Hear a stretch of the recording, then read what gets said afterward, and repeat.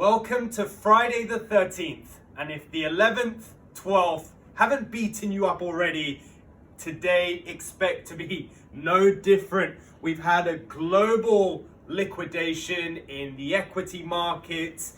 We're going to be discussing the currencies here, but a big flight to safety across the world as investors scaremonger amid the growing concerns and the growing number of infections and deaths from the coronavirus, of course, spreading around the world now. Donald Trump with a European travel ban, Boris Johnson coming out yesterday to say this marks the worst pandemic for a generation.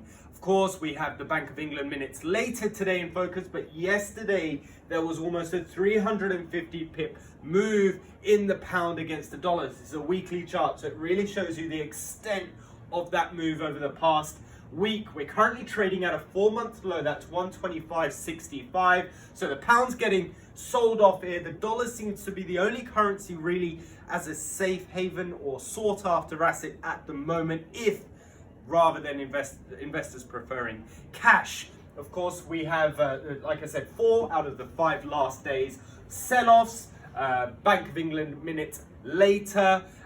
Do keep your eyes on the pound as we approach key technical levels. The story will continue to develop, of course, so do keep your eyes on that. Of course, with major events being cancelled, do stay safe, and we'll pass it over to now analyst Phil to take us through the key technical levels in this chart. Thanks.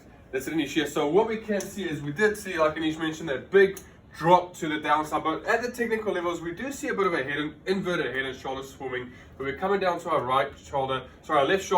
The neckline was formed here ahead and back to the neckline. Now it looks like we could be retesting that support at the 1.257 mark, so possibly making that shoulder, looking for a possible pushback up again as the market looks to continue on its regular path. However, if we do see this sort of move come to the downside, we have a nice support here at the 1.2 mark, very psychological. So we'll need to see what happens. We know Japan is already in that recession as well, so other countries could jump on board, well, unwillingly, and needing to, we'll see what happens with the rest of the country. We see New Zealand dollar falling, everything falling across the board. Our gold is coming down as well. The only thing that seems to be strengthening here is our US dollar. So everything compared to the US dollar is dropping. So we could, like I said, continue to see this move push to the downside. We are coming towards the end of the week, so perhaps the start of next week could be a bit more quiet as we do see this happening when there was a lot of volume